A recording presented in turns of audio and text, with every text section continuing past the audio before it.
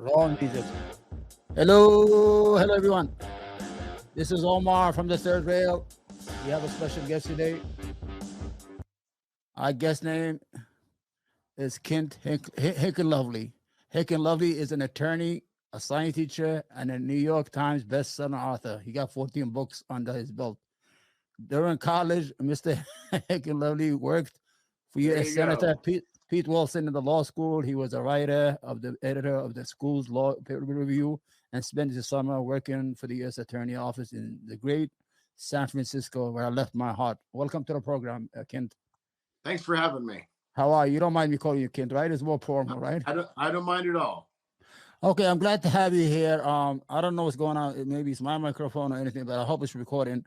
I wanna know. Can you tell the people first about you, who you are, who is Kent Lovely first, so they get an idea? So my background is as an attorney, and for the past 18 years, I've been a California public school teacher. Okay. And in approximately 2014, I published my first book, Plague, with Dr. Judy Mikovits. She's become very well known with our Plague of Corruption book and Ending Plague, the Case Against Masks. So I've done 4 books with Judy, and I've done 3 books with Project Veritas Whistleblowers. And Yeah. so this book, Presidential Takedown, is co-authored with Dr. Paul Alexander, who was the senior pandemic advisor from approximately May of 2020 to September of that year. Right. And the story that he tells behind the scenes as the COVID lockdowns were getting going, and the science was showing that schools shouldn't be closed, businesses should be open. We should have been protecting the vulnerable, but other than that, we should have been letting people get back to their lives. It's really an amazing story because he was pushed out by the deep state. Okay. What's the deep state? What is that? Well, the best way to say it is it's the bureaucracy that Right. believes certain things should happen. Now, Right. Dr. Paul Alexander is an Oxford trained um, uh, evidence based medicine expert, but he grew up in the Caribbean. So Right. he's got a thick Caribbean accent, Right. and he's originally from his background is Middle Eastern and North African. So Oh. he doesn't look like your typical Trump guy, right? Right. So the story that he told me in putting this book together is as the senior pandemic advisor, he was able to go to the executive lunchroom, for lack of a better word, at Health and Human Services, and he'd meet with all these top officials from Health and Human Services and department heads, and they basically say to him, "Hey, bro, what are Yeah. you doing? Supporting Trump? You don't know what's really going on." And Yeah. and they say to him during the midst of this pandemic. So this is the greatest public health crisis in 100 years in our country. These bureaucrats were not acting as servants of the people. But what they Yeah. would say to Paul again and again was, our job every day is to make Trump look like an idiot on the evening news. Not Right. not to open the country, not to get therapeutics out there, but that's what Paul saw time and time again. And because of his position, he was at the very center of it. He was really joined in the hip with Michael Caputo, who was really running the whole thing. And Caputo, brilliant guy, but not a scientist. And so he Yeah. But needed he needed a scientist that he trusted. And he said to Paul, "You will be with me at every single meeting I have with a scientist because I need you to tell me whether they're telling me the truth." okay. So the deep state is in individual, not the institutions. I guess from your what you're saying right now is the gatekeepers, or the people, the bureaucrats who's been there for decades. But we need these institutions as a country. The states, the deep state cannot be the FBI. It cannot be the Pentagon. It cannot be the. You understand what I'm saying? Yeah, and so I think that the deep state is really this culture of we know better. We're the bureaucrats and we know better. Oh. Okay. So they didn't want people asking them questions. In fact, the reason that Paul was eventually, had to resign from the COVID-19 commission is because during the summer of 2020, he was gathering all the evidence showing that schools should be open. And he Right. was presenting that to them and writing long emails. He provided me copies of those emails. Those emails are in our book. Yeah. And, what they did was they took this long scientific email and took out a Yeah. couple, words. Basically, we want them infected, Right. to create a narrative that, oh, he wants children to die. Yeah. Get Yeah. this guy out of here. And, now we are 3 years post pandemic, and we know of the terrible damage that we've done to our children. Well, I understand the children, the immune system was very strong. So a lot of people were trying to get what was it called? Herd immunity or something was called like Yeah. that. That's what they're trying to do. Let it take its course, let the immune system fight. But you had a lot of weak people. Like, for example, I'm going to give you my aunt. My aunt was 72 years old. She had heart problems. She's already dying anyway. But Yep. the whole idea is she got COVID-19 and that added, that contributed to her death. She died from her heart issues, but COVID-19 was the reason that she got all that stress. For example, like if you have HIV and you get AIDS, you don't die from AIDS. AIDS doesn't kill anybody, but it weakens the system, and you die from cancer or from anything about ammonia. So you understand what I'm saying? That's why people were scared. Oh, 100%. Yeah, And that's why the part of the book is also about the controversy over hydroxychloroquine and ivermectin, yeah, which, the World Health Organization said these are essential medications, yeah, very good safety profile of these medications. And suddenly they become, forbidden. And, what happens in a viral infection is it's not necessarily the virus, it's the body's overreaction to it that causes a yeah, problem. So yeah, yeah. what you kind of want to do is you want to kind of silence the virus, cut down its ability to do a lot of things. And hydroxychloroquine, ivermectin had that capability. And even if they didn't, they're extremely safe medications. I mean, you got people who take them. Africa takes Yeah. hydroxychloroquine like it's That's, candy because it deals with malaria. but ivermectin, I think, is for for worms, right? So like stomach worms, parasite, like third world diseases. It's not for viruses and respiratory that it deals with the with the issue. Like you just said, I have COPD, like a respiratory disease, Hmm. and once I get a problem, they give me steroids. It calms down my immune system from attacking, to let my lungs get all the stuff out. But ivermectin was not a. It's not. It was proven that it doesn't do anything for COVID-19. I mean, Well, now let's talk about yeah, an immune system that is yeah, under attack. Okay, yeah, so one of the problems I think we have in Western medicine yeah, is we look just at one thing. Many right, things happen. So if your immune system gets compromised, okay, what you have is you also have a buildup of bad bacteria. You have a buildup of parasites. So what happens is the fact that your immune system has been compromised means a whole lot of things are going on. yeah, So I've heard it said, and I think it's a relatively good argument that, maybe these things are not taking out the virus directly, right, but they're taking out the things that cause the complications. So, right. so you lower the trouble in your body, and then your body has a much better chance of fighting it off. Drinking warm water before bed shrinks a swollen prostate overnight. Thousands of men are regaining control of their bladders every. Okay, I want to go back to Donald Trump, the president, former President Donald Trump.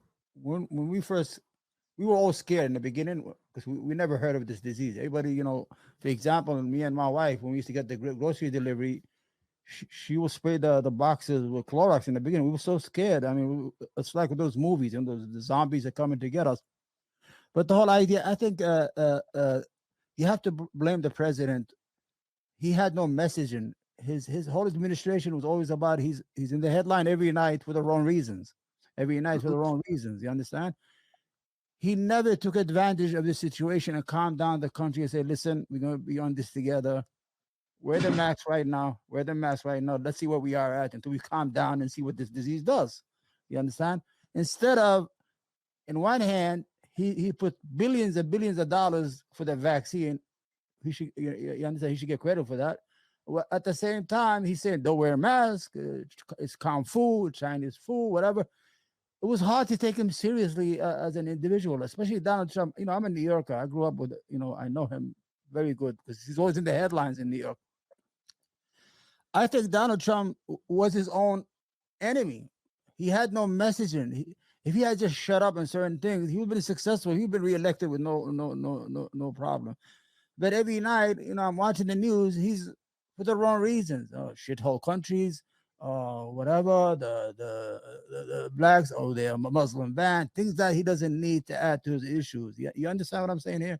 So the deep state, 100%. And what I think that this book does is it takes you behind the scenes. Yeah. So you see what was going on, both positive and negative. Right. Because I think on the positive side, Trump is a good sort of corporate executive that he likes to throw things against the wall and see what sticks. And I think that's really good.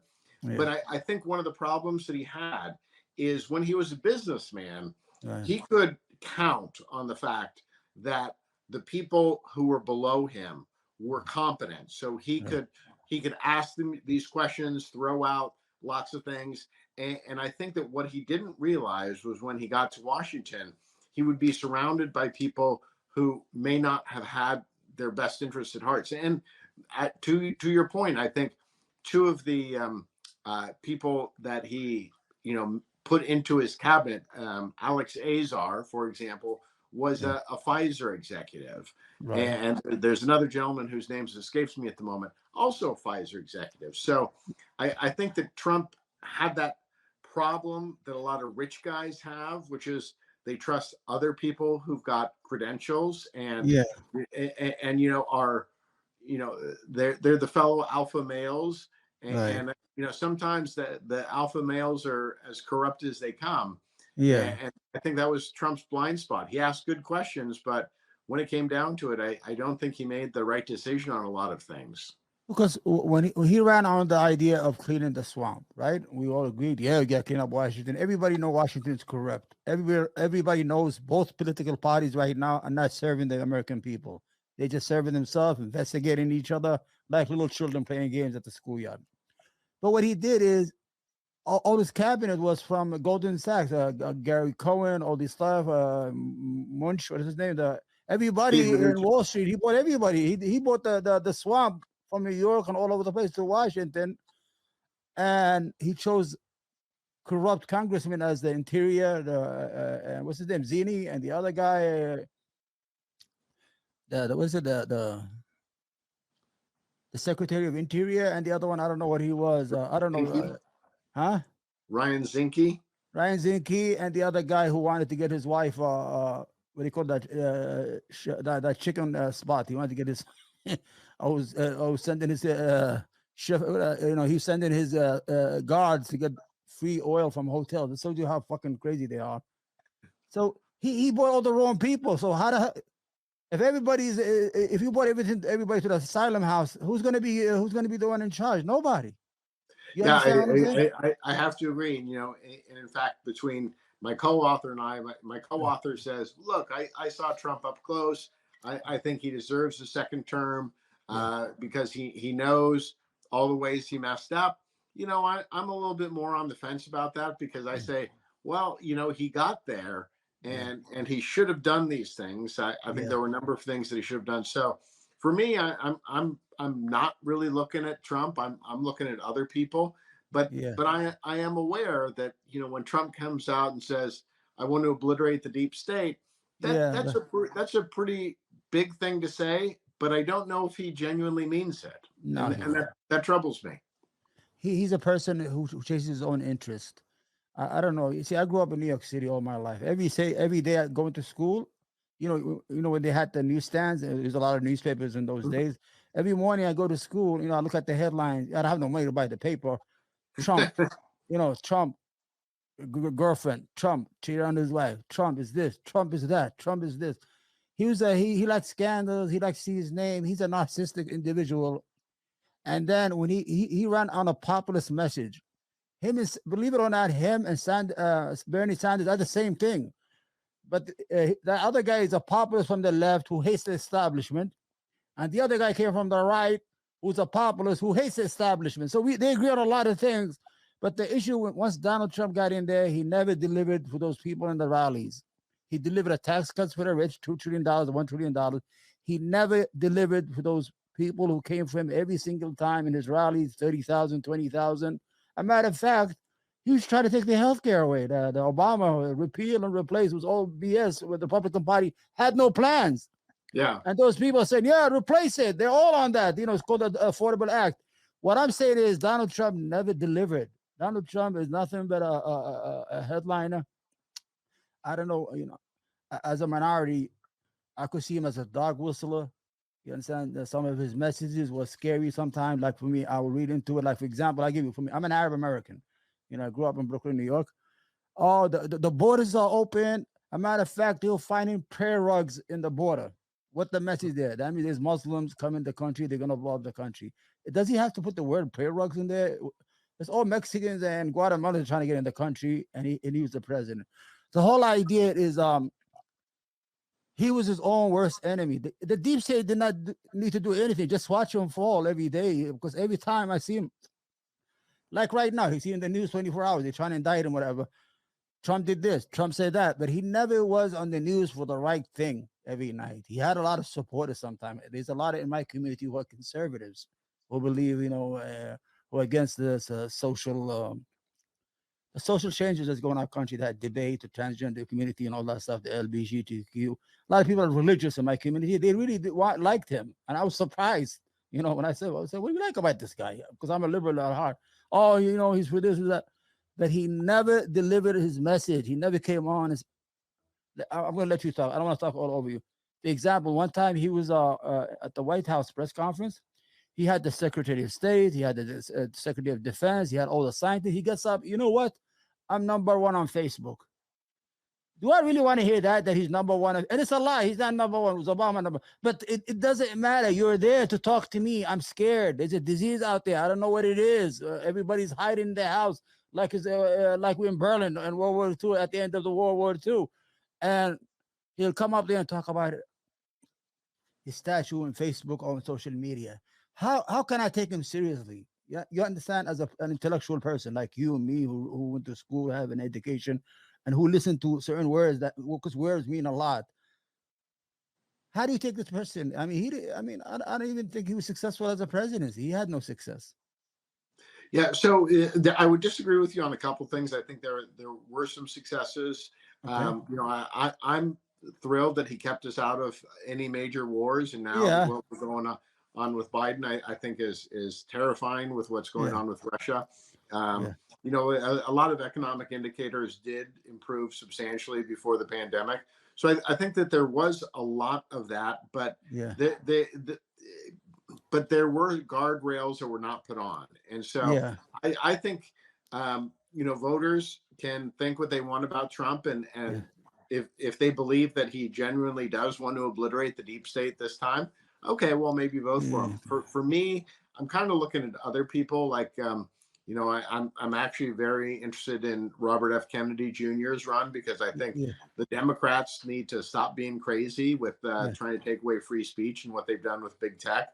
I think Vivek Ramaswamy is really interesting as a Republican because of his Indian background, and so I think that there's what I'm hopeful for 2024 is that we get actual people who want to be reformers on both the right and the left, and I think you can make a good argument that Ron DeSantis has done pretty well with things, and so I want both sides of the political aisle to understand that the institutions are not serving us. They're serving their own interests. And, we need some sort of change that, is systemic, not just, another bunch of Goldman Sachs people, as you said. Yeah, you fall down. Okay, where do you fall on the political spectrum? Are you a right winger? Are you a mega? I want to ask you. Are you a Republican? I'll have an understanding. I want to tell you what I am. I'm a liberal piece of shit. So we're gonna get that out of the way. I'm not gonna. Okay, go ahead. Well, I have been politically over the map. I have tended to vote more Republican, but in the Yeah, 90s, I voted for Bill Clinton twice. So, yeah. and this time, if Robert Kennedy wins the Democratic nomination, I'm going to pull the lever for Robert Kennedy because I Well, is think he that running? Is he running? I don't think he's running.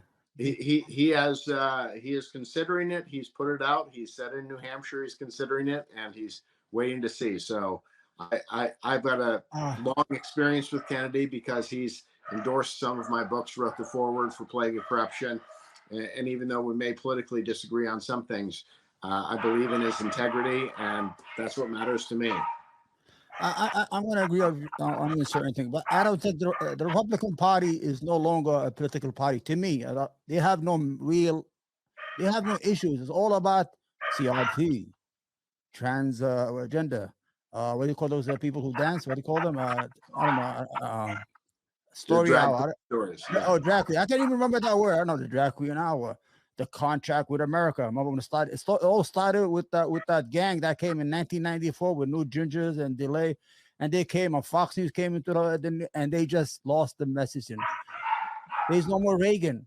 The Reagan Yeah, Republican. and there's no more Bill Clinton who Well, I Bill Clinton was more of a Republican. If you look at him, because he stole their mandates. He well moved all the way to he moved to the center. He's smart, and he just took all their energy and sucked it out of the room and left them all trying to impeach him for getting a blowjob. That's all they try to accomplish. You understand? I had the experience of going to see Bill Clinton in 1996 I loved him. Yeah, when he gave a speech in Oakland, California. Okay, so yeah, as democratic red meat as you can get, and I'm thinking, okay, what's this guy going to be saying there? And so he gets up there and he says, in his voice, I won't try to imitate him, but he goes, I worked with those Republicans, Newt Gingrich and Bob Dole, and yeah. you know, they're not bad guys. No, they were not. Yeah, They see things differently than we do, but they're not bad guys. We can sit down and we can have a discussion. And I thought, oh man, you are so smart because that's supposed to be like that. Yeah, for better or worse, our favored candidate is not going to always win.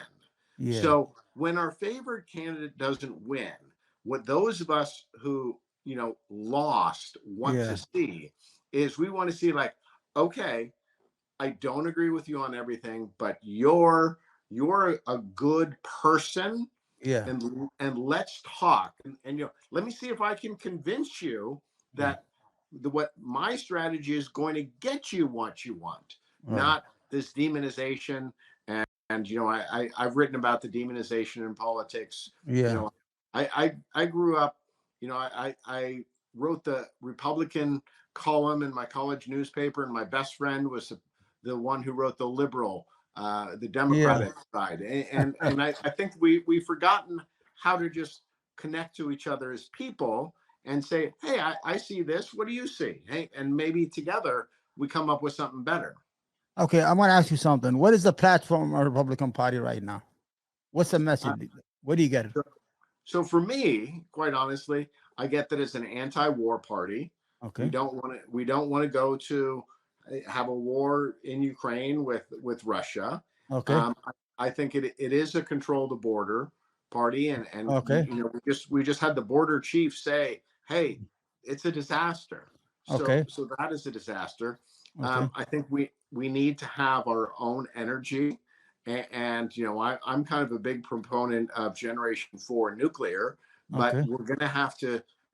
A country that doesn't control its energy is at the mercy of other So countries. we always And been and like I that. Okay. I think that the biggest threat in the world today is China, and I China. don't see anybody confronting China in the way that Reagan confronted the Soviet Union. And I think we need so there are 5 things that I think the Republican Oh, Party okay. does. Okay. These are buzzwords from when I hear that. Okay. China is the monster we created because we invested. We made China what it is. In the 90s, China was all these cantons of cities, farmers. They had nothing. So we invested all that money. That's one thing. What I fail to hear is social issues. What are you gonna do? I don't hear Ron DeSantis talking about inflation. He doesn't talk about that. economic, social issues, safety nets, healthcare, things that if you look at rural America doesn't have access to hospital. The hospital's closing. If you have a heart attack in rural America, it takes you 2 hours to get to an emergency room. And the reason these hospitals are closing because some of these states don't want to accept the Medicaid grants from the Obamacare. So I'm not hearing that. What I hear from DeSanto is Walt Disney. This is where woke comes to die. I don't want to hear that. You could sell that to the poor people or the poor whites in Midwest America who like to hear the fighting song. You understand? But you don't have no immersion. That you're not selling me something that's going to benefit me as an American citizen. DeSanto, I don't hear any message. He came out the other day about the war in Ukraine. But when he's a congressman, he was a staunch he was a hawk. He said, "No, we can't let the Putin go." All of a sudden, now you're a dub because you want to compete with Donald Trump. Yeah, which is why, like I said, my preferred candidate. You know who I like? I like. There's a guy named Sununu. I don't know. He's the governor of New Hampshire. I think. Yeah, Jack. What's his name? Jack Sununu or something like that. John Sununu. I like him. He has a style. He talks to me. He tells jokes. I saw him on CNN. I'm like, oh, I like this guy. You know, I'm a liberal guy. I like, he's me. You understand? Huh? Here's what's wonderful. You're going to vote for a Republican this cycle if it's Sununu, and I'm going to vote for a Democrat this cycle. Isn't that a wonderful thing? So you don't want Sununu. I don't think you need. I think we need to cool down the temperature. The temperature was very hot when Donald Trump was president. It was hateful among Americans. The talk of civil war, a national divorce, neighbor hated neighbor. I used to watch the news, CNN, all that. I'm like, oh, the walls are closing in. I go to the mall, everybody's shopping, they're getting their haircuts. Nobody gives a damn what's going on the cable news. The whole idea is we need a leader that's going to bring back the country, put the country together. Like Ronald Reagan. I was a kid. I used to love his speeches, and I was a kid. I mean, I used to like to listen to him. He was he's a good-looking man. And as a youngster, I used to watch his speeches. He used to talk to everybody, and he was a right-wing guy. He was a staunch Republican, but he still communicated to everybody. He still said, "This is the shining hill." What do you call America? The shining city on the hill. The shining city on the hill, and that means America is for everybody. He's the Republican president that gave 3 million immigrants. What is it called? What do you call that? I gave him amnesty. Amnesty. A Republican president because of the farming shortage at that time. You don't have that. The Republican Party no longer produces those kind of men that will talk to the whole country. Donald Trump could have became president and said, "Now I am the president of all America." To those who did not, just say this, even if it's bullshit. To those who did not vote for me, I will work as hard for you as the other people. But all of a sudden, he kept on throwing red meat to his base, red meat to his base, and that's it. And he never talked to me. You understand? He never spoke to me. They are even though I am probably going to vote Democratic in this next election, let me be fair. Which who is who you think is going to be Democrats? On the right hand side? Yeah. What happened from CNN, the perspective of CNN, and I don't watch it no more. You don't watch it anymore because you don't trust it. I don't trust it. And so I wrote a book on CNN. Yeah. From the standpoint of somebody who started working for them as a Bernie Sanders supporter and saw what happened after Charlottesville and how CNN completely misrepresented what Trump had said. And in fact, CNN is saying, hey, Trump is whipping up hatred. Well, what happened 30 minutes before that nutcase drove into the crowd? Who did CNN have on for an extended interview? They had David Duke. So I think that there's a lot of hatred, because I think that unfortunately we as human beings, we're drawn to the fight. We're not drawn, and so part of my message is I think we need to become better consumers of news. And so when we see somebody, because it used to be Ted Turner at CNN used to have this idea that when there was a debate, you would have the smartest person on the left debate the smartest person on the right, give them 15, 20 minutes, let people decide. What happened, because they've learned how to monetize outrage. Is, if you're a left-wing organization, you have a stupid guy on the right and a Yeah. fairly smart guy on the left. Fox News does the same thing. They And so, captured. Yeah. but part of what I say is, and people are doing it because CNN is having its lowest, Garbage. viewership Garbage. in decades, Yeah. Yeah. because it's just sickening how both sides. Fox News I can't watch, so I'm not I watching don't Fox. watch that. I'm, No. I'm not watching CNN because Yeah. I even though I'm conservative, I see the kind of things that Fox News is doing. And I'm just like, oh, come on. I like the Yeah. old days, what was that show? Crossfire. You know, Yeah. Yeah. where you'd have like a really smart lefty against a Yeah. really smart righty, Yeah. and Yeah. I'd Yeah. sit there and I'd go, I don't know. Yeah. I'm gonna tell you something that the way I see the media right now, it's driven by profits, like the people who make weapons. They need wars to sell guns, right or wrong, because Yeah. they have shareholders. They need to show a profit every 90 days. If there's no war, there's no profit. The stock falters and everybody loses money. So war is an incentive for these. So is cable news. Uh-oh. I think we lost Kent. Here we go. We're back. Okay, let's go. Okay, we were talking about like how the weapon makers need wars to satisfy the appetite of their shareholders. So is news right now. The cable news has become a content. We need to get content, no matter what it is. We need to keep people watching all day, all night, 24 hours a day. We need that, like people on YouTube. They need to shock people with the thumbnails, whatever. That's the problem we have. Before, we used to feed, as Americans, we used to feed from almost the same stream of news. We used to watch the three news, CBS, Dan Rather, I think it was, Tom Brokaw, and Peter Jennings. May he rest in peace. I used to watch them. I love news. You know what introduced me to politics? Mario Cuomo. I heard one time his speech as a kid, 1984, and I just started.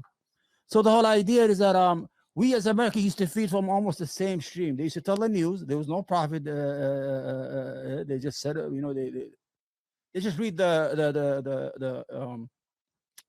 telemarketer, whatever you want to call it. But now you have Sean Hannity. Sean Hannity, I know. I grew up in New York City. He used to be on WABC every day. He's a piece of shit. I'm gonna say that like this guy, what's his name?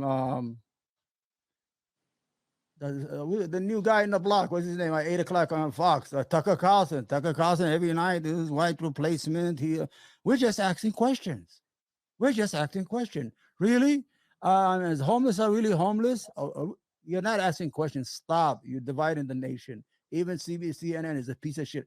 I don't even have it on any of my programs. I mean, so I won't watch it by accident. I don't even get that satisfaction. So we are driven by 24 hours of news. They have to keep you sit in the house and watch. And it's like to be continued. Like right now, we're waiting for Trump to get indicted all day. I'm waiting. Like, oh, they're gonna say right now. Do you think that the news in their pursuit for profit are making the news instead of reporting the news?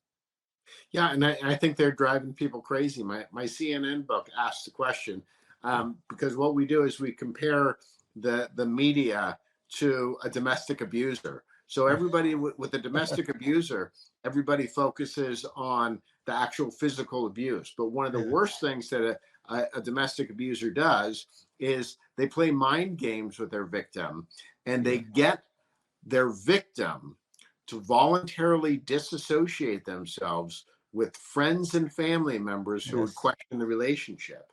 And so what we question is whether our mainstream media is actually acting as a domestic abuser, because Yes. you can't live in America and interact with people and not have friends and family members of differing political viewpoints. I mean, that's just freaking impossible.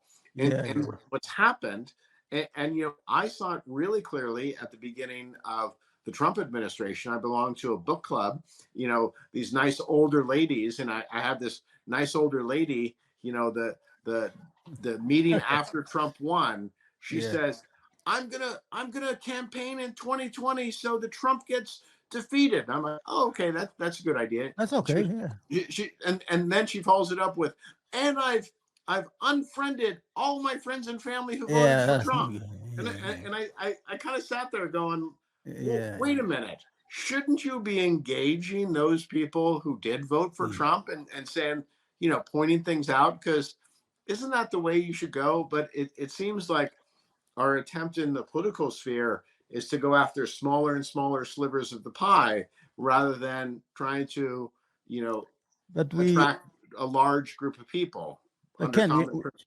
we never had that before. I never got upset somebody who supported Bush. Even I hated Bush because with the war in Iraq I went to Washington and I protested. It was 100,000 people. And we didn't even get 3 seconds on CNN at that time on these.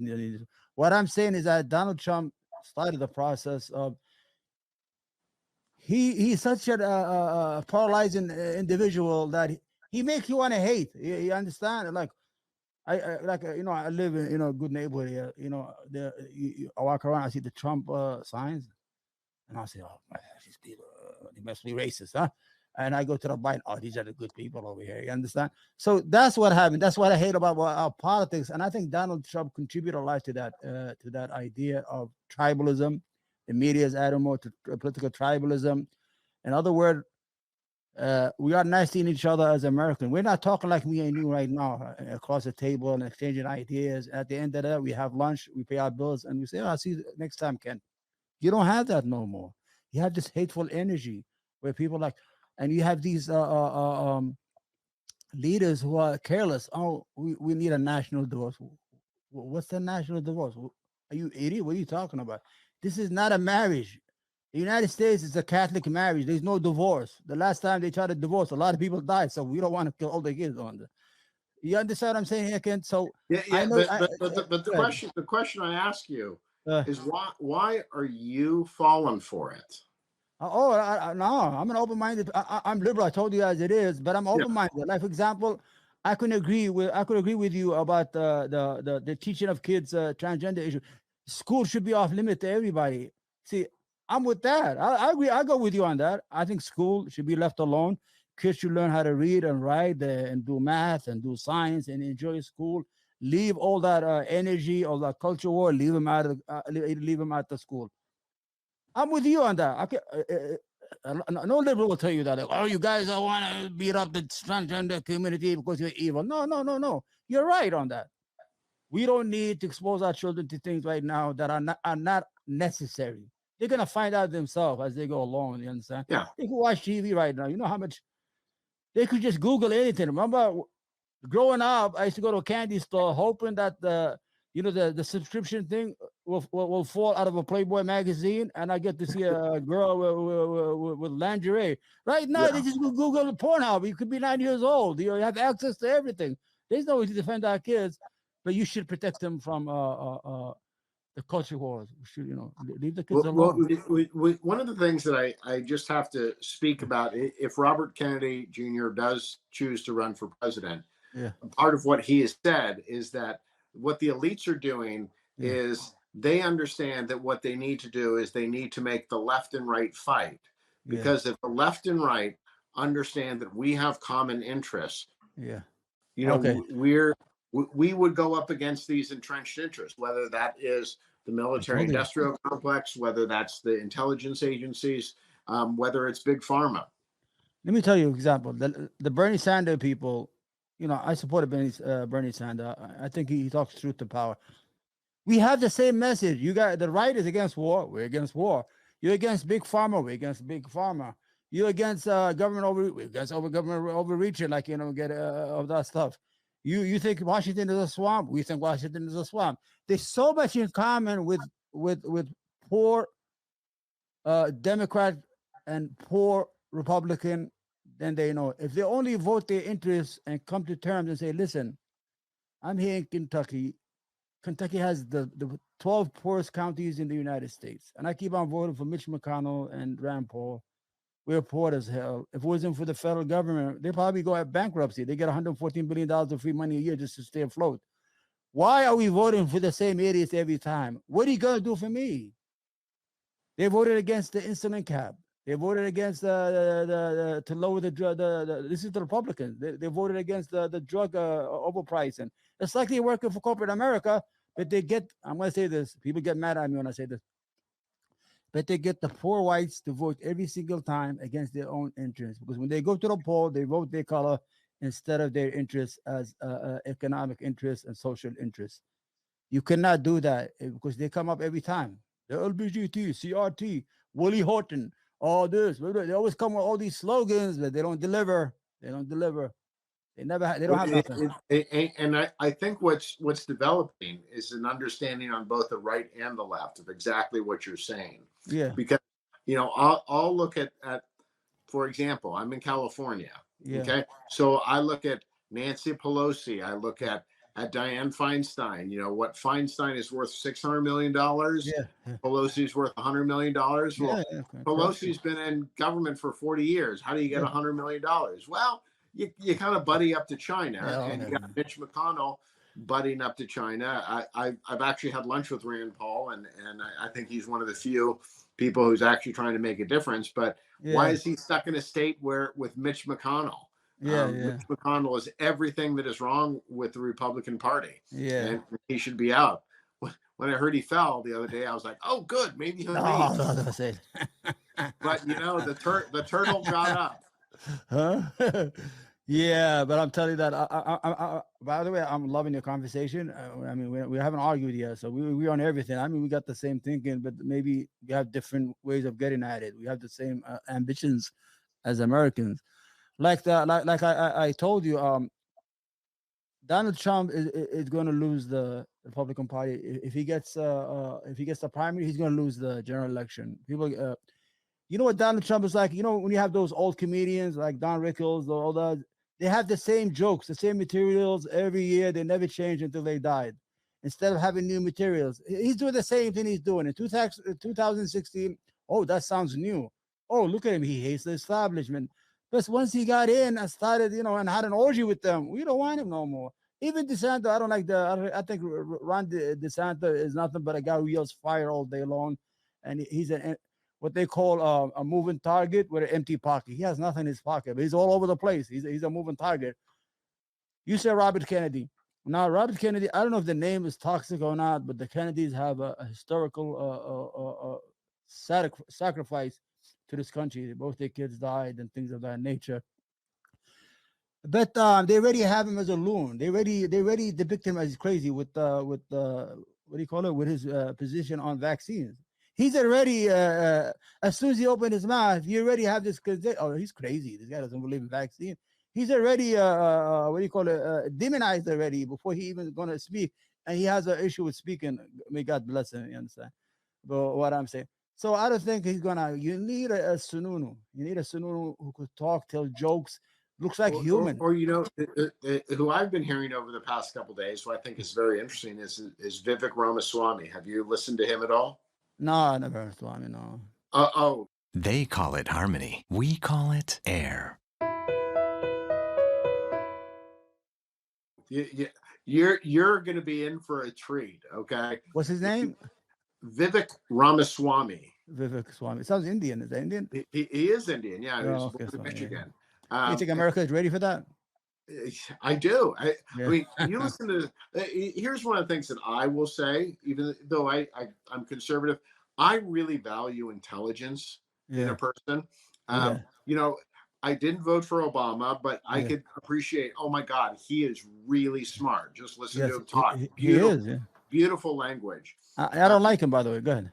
Vivek Ramaswamy has potential to be a breakout guy because he's on Twitter now like 5-10 times a day, and he'll record these 5-minute things, and he just talks. He's not talking from a prompter, and he's brilliant.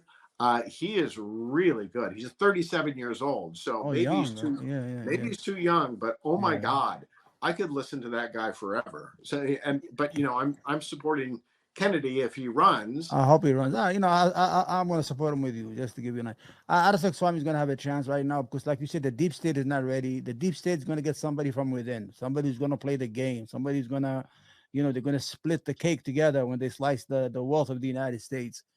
I think America politics is the most corrupt in the whole world, money-wise. There's so much corruption, but we're so rich, we don't notice it. Like You That's a great understand? way to say it. Yeah, we so because I'm we going don't to notice steal it. that from Yeah, you. yeah. Because let's say brothers. Like I grew up in a home. We used to fight because we were poor over sneakers. But if we had money, everybody would have their own thing. We're not fight. People fight over money. So like a third world country, there's not there enough to steal. So the countries go back.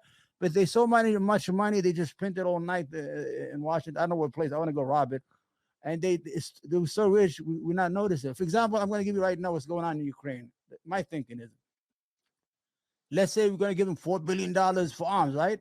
They're not negotiating the prices for the arms because they're getting it like free. So the money goes from one hand to another. The first person is going to take a 10% fee of handling the money. Then instead of buying the tank at 200 million, they're going to charge them 250 because he cannot negotiate because he's getting free money. By the time the aid leaves the United States, it's only 2 billion. The $2 billion already gone. Kickbacks here and there, the fees, all that stuff. So by the time he gets what he gets, it's only 2 billion. There's so much corruption in our country, it's unbelievable. Both parties are. You know what I was afraid of? They're going to corrupt the third branch, the jury, and they really did. I used to say to myself, we still have that. I hope they leave that alone. But once I watched the news and they said, "Oh, he's a Trump judge, he's a Biden, he's a Obama judge," even the judges now we got him into corners of who put him in place. They're supposed to be blind. So the two branches of the government, the executive and the legislative, they're all corrupt right now in the United States. They're not serving the American people. No way. Even the Republicans right now, what are they doing? Oh, we're going to investigate Twitter. What are you investigating? What are you going to do for me? Attack Biden on inflation. People are paying more. When I buy food for myself, I'm disabled, by the way. I had a stroke. I depend on Walmart to deliver. It costs me a lot, but when I see $100 doesn't buy me what it used to buy me last year. You understand what I'm saying? Talk to me, my pockets. I want to know I don't want to know what Twitter and Elon Musk or they were conspiring against conservatives. I don't give a f. Excuse my language. This is an opportunity. You have 2 years to talk to me, to talk to your voters. What are you going to deliver for them after 2 years? When you finish, what you did all these dumb oversight. Nobody's even watching or even cares what they're saying. Even the January 6th committee is over. We already forgot it. Americans, we have a short memory. We're like a fish. Fish has a 3 minutes before he forgets who he is. We have the same thing. They are not delivering for the American people. The legislative branch, the most important one, is the first article, and the executive branch. You still had the jury. It was still okay until they packed it with all these right wingers. They started. I'm going to let you talk. For example, when they overturned Roe versus Wade, nobody's having abortion like they used to before. People take like Tylenol. Nobody's going to a clinic and get an instrument inside. It's over. The game is over. That war is over. It's already been won. They take a pill like Tylenol and they go, and the next day they go dancing in a dance club and they do it all over again. There was no need to take that right away and create the situation and people going voting against. I don't know if it's a question. It's more of a statement. What do you think? Give me an idea. What do you think about our branches of government? Well, the title of my most well-known book is Plague of Corruption. So yes. That's kind of what I think about it. And for me personally, my book on masks was banned by Amazon. Yeah. I've been deplatformed, banned from traveling to Australia because I talk about vaccines. So I think that there's a corruption in the American system. We're not having those good American values of free speech and open debate. And I think that what's happening, and remember, I come from a more conservative background, but what I'm saying is there's a structural problem. The structural problem is that the moneyed interests are buying off both sides of the political aisle. So if you're on the left side, when you hear the terrible things about the Republicans, you kind of say to yourself, "Oh yeah, I agree with that. They're terrible people." And on the right side, you hear the terrible things about liberal, and you go, "Oh, okay, I believe that." And we should just be going, stop it all. It's one thing to have a different opinion, but don't be talking down about people. They raise their families just as well as you do, and try to go to work and do an honest day's work. Yeah. So I am very disgusted with the political system. It's why I write my books. one of the things I usually write for whistleblowers, and one of the terrible things that happens to whistleblowers is you think, gee, you blow the whistle on something like Google or Facebook or CNN or the COVID-19 task force. You think that these people should be celebrated because they're doing something courageous. Well, what happens to them? Most of the time, the phone doesn't ring. The phone doesn't ring with their friends. It doesn't ring with employers. And these people who have put themselves on the line, oftentimes say, what the hell did I do it for? Because I thought this was going to make the world a better place. And the world doesn't seem to, respect truth tellers. And I hate to say it like that because it sounds kind of negative, but it's true that so many, I kind of feel like I'm one of the few people who, a whistleblower story comes around and I'm like, okay, let me try to get you the accolades. Let me not be the negative guy. Let me talk about the incredible human spirit that stands up against corruption. And I wish I could tell my co-writers who are whistleblowers that the world is going to get better, but I can't. All I can do is promise I will get your story out there, and then we'll see if people actually listen to it. See that the American terrain right now is like an alcoholic. They say you have to hit bottom first before you start to look for help. When you're an addict, they always say that the addict, you cannot help him until he hits bottom, and then we're gonna have to hit a real hard head on the floor. Then we're gonna realize we're gonna lose everything. Once these people realize everybody's pulling their way, we're gonna. It's like Solomon, right, in the Bible, when the women had a fight over the baby, and he said, that's what's happened. You see, my native country is called Yemen, and I have seen war and how it destroyed. We had a country, it had no institutions.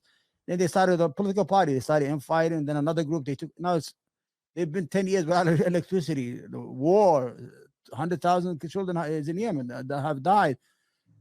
We as Americans don't realize how lucky we are that we have something.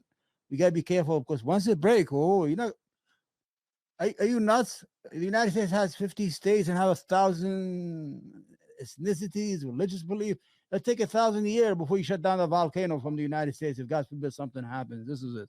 But I want to go back to. Go ahead. To my point, here's kind of the good news. So you get on social media, you watch the mainstream media. Boy, it seems like a fight.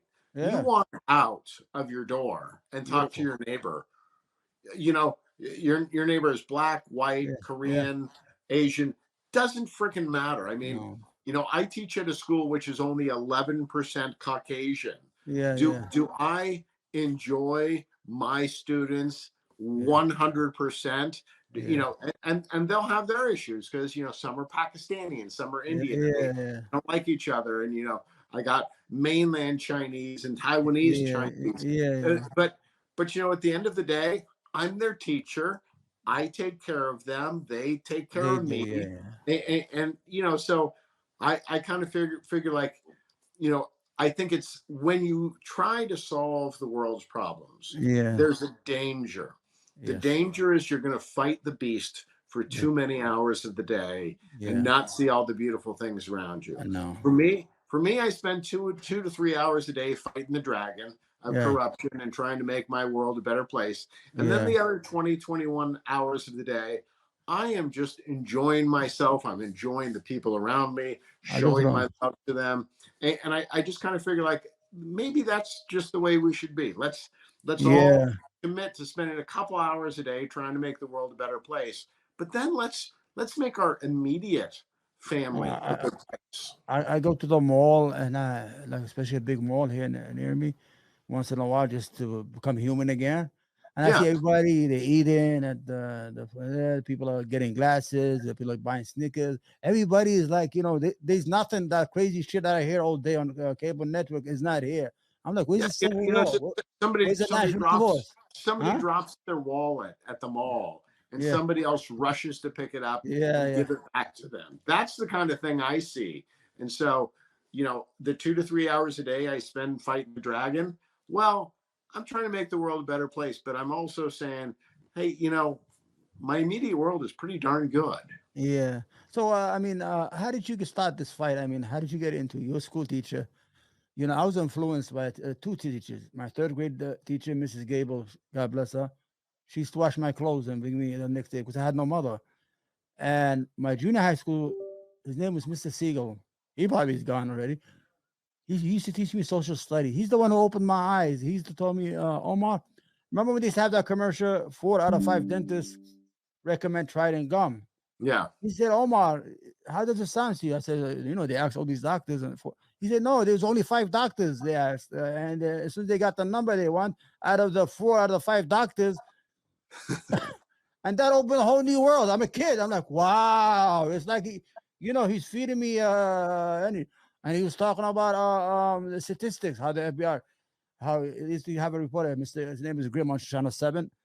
Last year, the FBI reported there was a 22% increase on rape. He said, Omar, okay, did they say actual rape? Did they say alleged rape? Did they say just reported rape?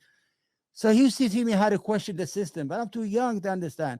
How did you start to question the system? How did you get into this book writing and this and this war you waging against the machine? Well, first of all, I've always wanted to be a writer, so that was something I was doing since I was about 5th or 6th grade. Then I have a daughter very severely affected with autism, which is a vaccine injury. It nearly took my son, but thankfully he is now fully recovered and living independently.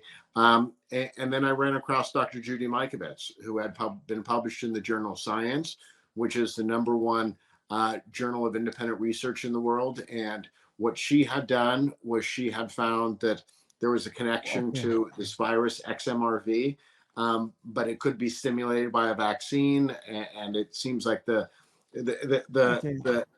connection was really that this was a mouse virus that had made its way into human beings via contaminated vaccines, most likely, because they use animals to grow viruses. They use animal tissue to grow human viruses and make them less lethal. But when they're sending that back in, they can send other animal viruses. So I kind of became the virus guy, and she had a background in HIV and the terrible things that Fauci had done with HIV, AIDS. And so we were kind of like on the Fauci beat, 5 or 6 years before most of America had heard about Fauci.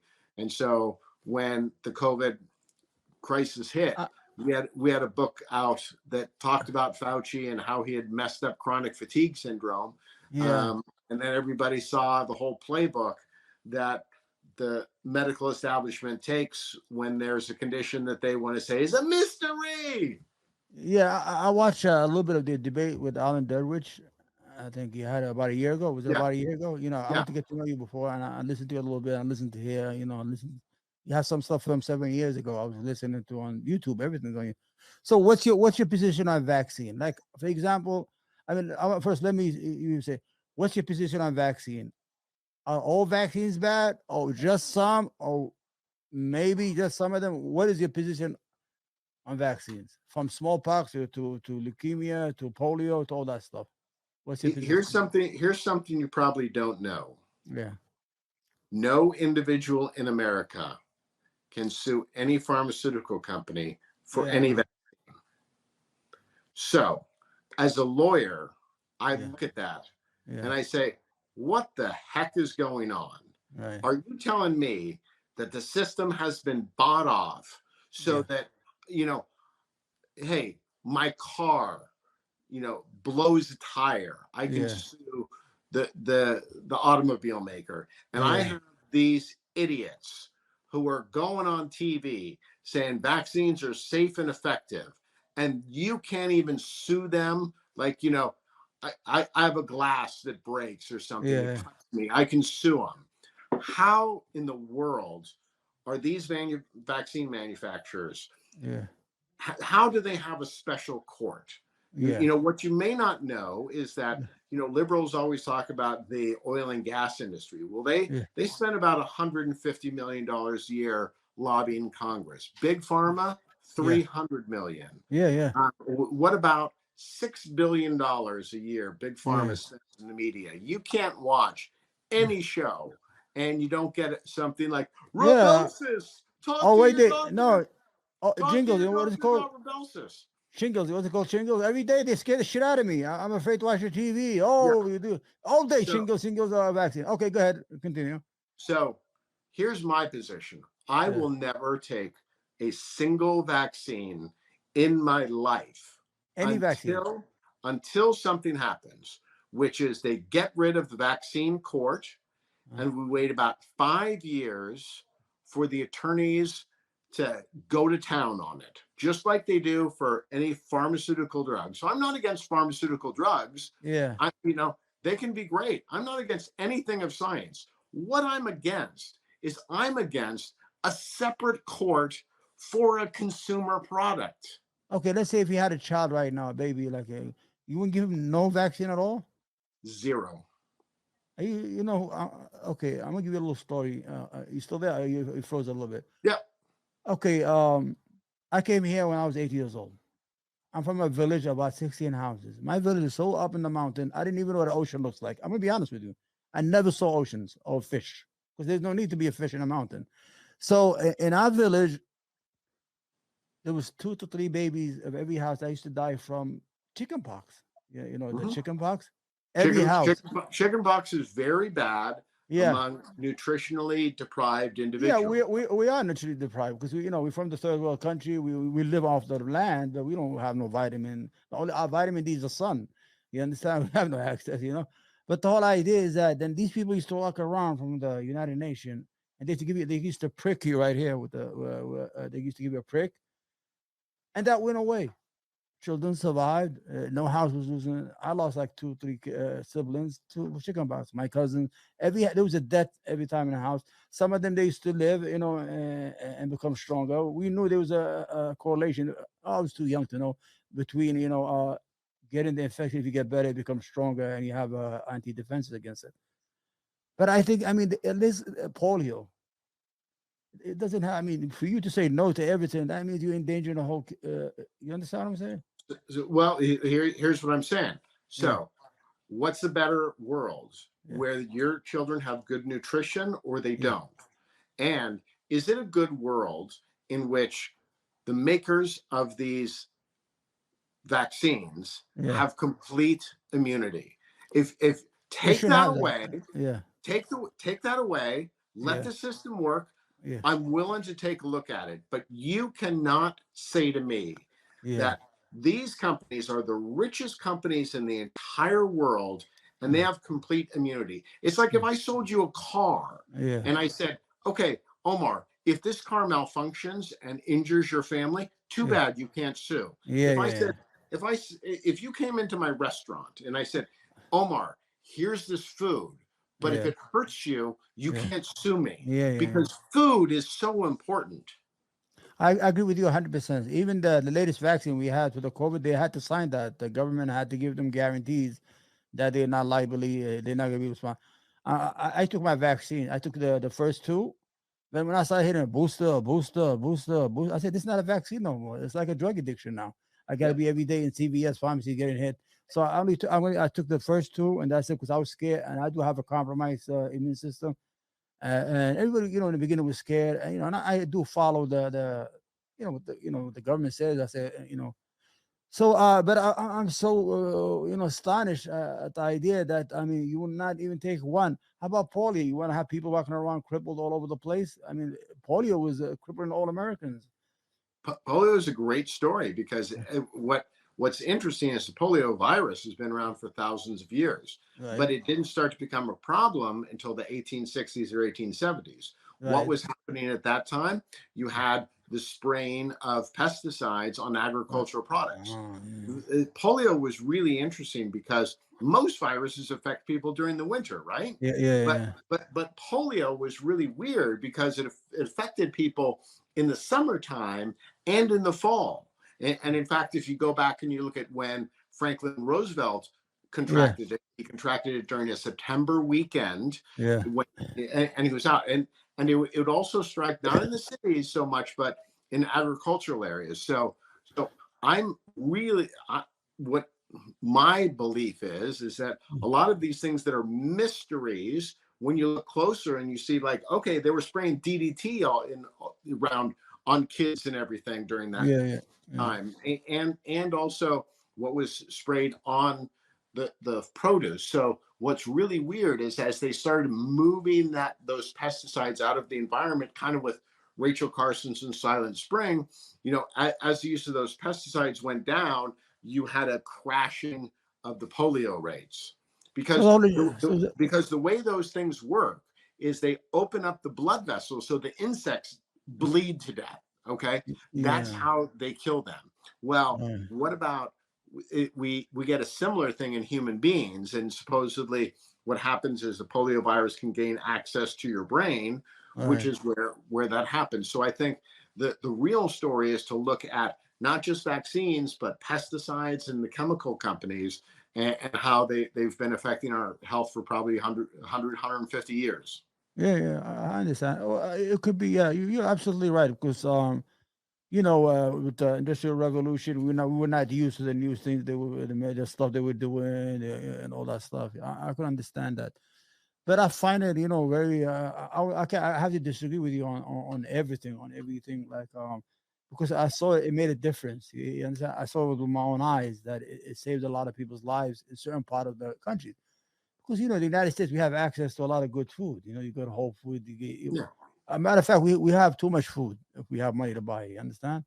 But when you live in these, like you said, you eat corn and wheat and all that stuff. It's healthy, but at the end of the day, it doesn't help you. So anyway, is there anything you want to say? I mean, there's so much we could touch on. I mean, the war. I want to get into that. Maybe we could do this again. I mean, I'm gonna be honest with you. I did a lot of interviews, not in this channel. I used to have a different channel, maybe 200. I have never enjoyed a conversation like I enjoyed it because you're so clear in what you're saying, and I could understand. And there's some sweetness to it, when you listen to somebody talk. You don't have to disagree with him, but you could understand where he's coming from. Yeah. Well, it's great. I am just about having the conversation, and as somebody who's been banned from an entire continent because of a book that I wrote, and I've been banned by Amazon. I've had my speech at the California Commonwealth Club canceled. I value free speech, and I don't say I have all the answers, but what you will find is abundant documentation in my books. So you may disagree with my conclusions, but you can't disagree that I've done my homework. What's the name of the books? I know you have 14. You want to hit the latest ones? Do you have any pictures? Yeah. So Presidential Takedown and This Was CNN are my two latest books. You can check me out at kentheckenlivelybooks.com, or you can find me at Kent Heckenlively on Twitter. Okay, text me that to my and I'll put it on the channel. Then when it goes out, a lot of people will see it. Okay. Okay, perfect. All right, nice. Thank you, Kent, for coming. I enjoyed the conversation. I learned a lot from you, and I hope we could do this again. Okay.